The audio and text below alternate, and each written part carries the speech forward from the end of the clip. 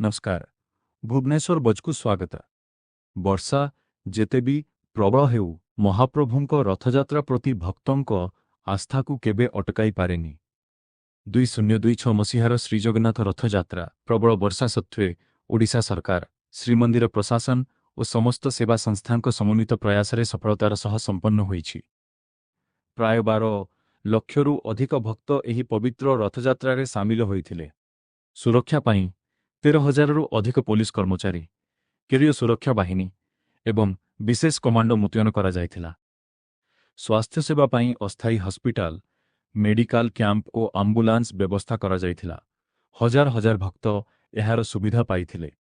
सेहीपरि पानीय जल परिष्कार परिच्छन्नता एवं ट्रैफिक परिचालना पाई विभिन्न विभाग दिनराति काम करिथिले। रथयात्रा बाहुड़ा यात्रा सुनाबेश और नीलाद्रि विजे प्रत्येक पर्व श्रृंखलित एवं सफल भावे संपन्न होइथिला।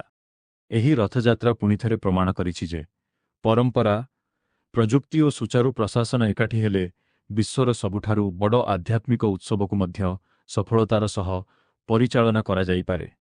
जय जगन्नाथ। आपण देखुछंती भुवनेश्वर बज स्टोरीज दैट इंस्पायर।